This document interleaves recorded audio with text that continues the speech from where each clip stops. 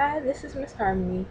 Um, I'm coming to you today with my first Lupus Talk. This first Lupus Talk will be about my personal experience from when I was diagnosed until the present day. I'm going to start with when I was diagnosed. I was diagnosed with lupus SLE when I was 16 years old. I was in high school and nobody knew what was wrong with me. My hands and ankles and knees and everything was swell up, and I ended up walking around the house on my hands and knees. And it wasn't until later that my parents told me, like, we thought you were playing. Like, why would you think I would play like that? I literally could not walk. Like, my knees were swollen like softballs, and my fingers, I couldn't bend my fingers. And finally, I got so sick that I missed about 2 weeks of school. And my coach, I was on track team at the time. At one time, I got sick and he had to call my parents, and they took me to Children's Hospital. And that's where they said I could have mixed connective tissue disease. And through further study, because it takes a lot to determine if you have lupus or not, and there's a specific test, they found out that I have lupus. And when they told me that, I'm like, what is lupus? I never heard of that. And it comes to find out that my aunt has lupus, and for some reason I just did not know that or did not pay that much attention. But she does have it. Okay, after that, it got harder for me in sports because I was very active in high school. It got harder for me to do sports, but I had to talk to all my teachers and my coaches and help them to understand what was going on with me. And but that I did want to continue trying to do sports. I tried to live a normal teenage life, but with lupus, that's, I guess, depending on how bad your condition is, it's just not gonna happen. After high school, I got a job and I started at Wayne County Community College, and I was in a program transitioning with Wayne State. I ended up staying at Wayne County, but I'll get to that later. When I started at Wayne County, I was also working. I had my first job at Burger King. I was working and I was going to school full time. And that's when it just went downhill because stress, all that movement, all those fluorescent lights did a number on my body. And not to mention school, work, and a stressful relationship that I was in just brought it all down. I had red patches all over my body, all over my arms and my legs, probably mostly from the light and the stress.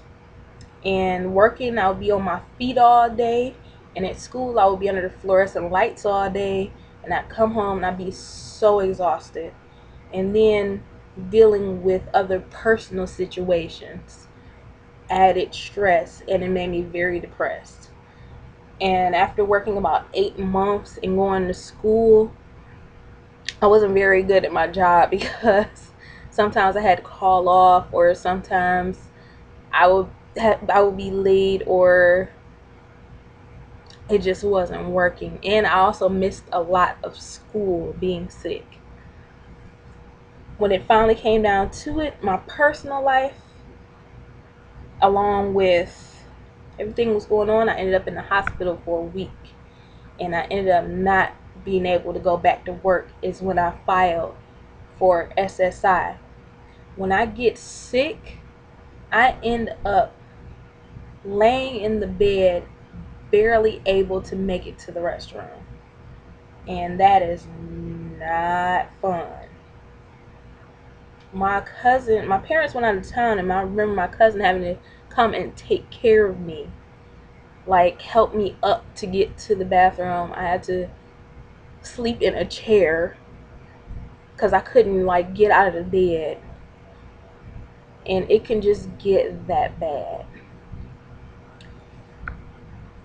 When I stayed at the hospital that time, I was in Children's Hospital. I love Children's Hospital so much, and I really wish I could still be there, but they booted me out because I was 19. I guess I don't really blame them. But I heard about this amazing doctor at Harper, and I don't know if I can say her name or not, but she is, I'm gonna just say it took 6 months to get in to see her, maybe a year for me to go see her, but in between that I had a bunch of doctors that were just not her. But when I went to see her, finally got to see her, she is like one of the most wonderful people I've ever met in my life. But I've been taking steroids this whole time since I was 16, and it made me gain a lot of weight, and it puffs my face. I've been taking all these drugs for 7 years, 6, 7 years, and 6 years, 2007.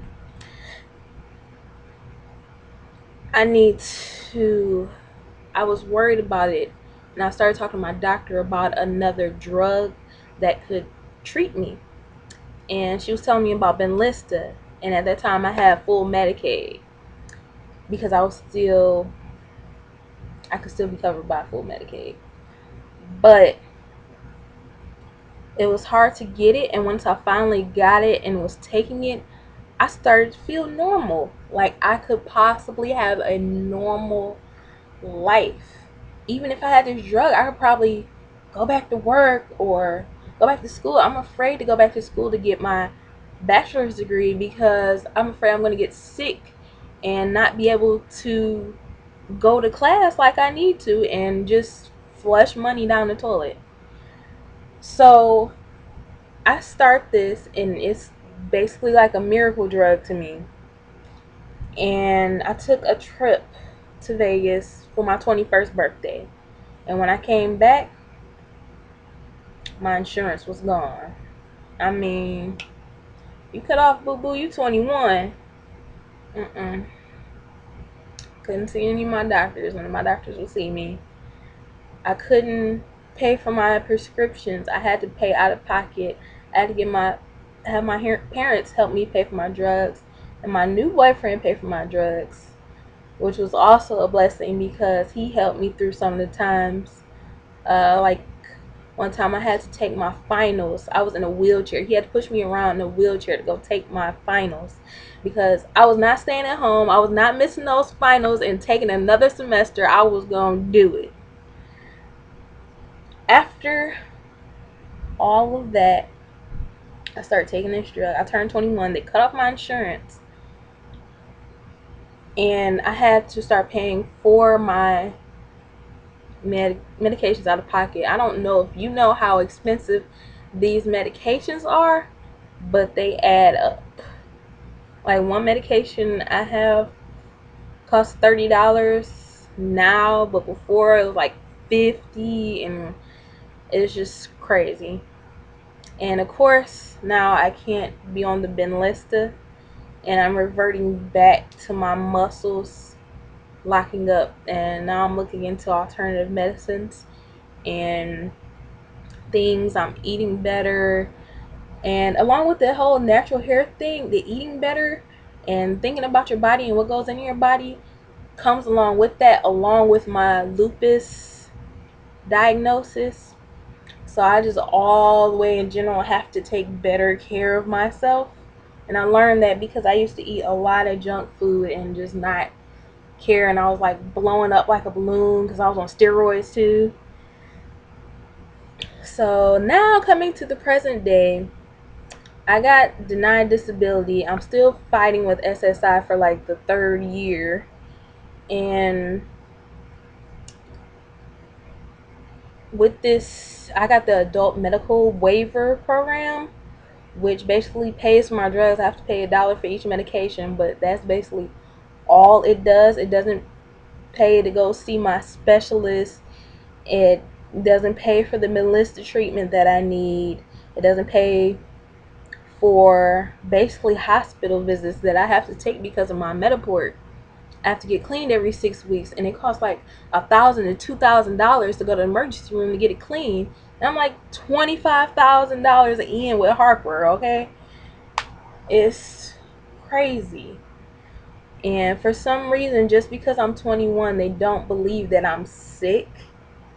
That is like the most ridiculous thing that I've ever heard of. And I don't know what needs to change, what needs to be done, but something's gotta shake. Anyways, one of the wonderful things that my doctor introduced me to was the LFA, the Lupus Foundation of America. And I actually need to start going back to my support groups. I haven't been in a while because it's kind of far from me. I want to go back. It's a wonderful group of support with people who have been through things that I have been through. They're very supportive and they're very diligent, and they keep calling me and checking up on me, and I really want to go back. And I just love it so much. So that's everything up to now. That's my first Lupus talk, and I hope for you to join me again. And I'm not sure how often I'll be uploading a video about Lupus talks, but I'm pretty sure I'll do it again because I like educating people. So I'm gonna find some really interesting things to talk to you about. I'll see you next time.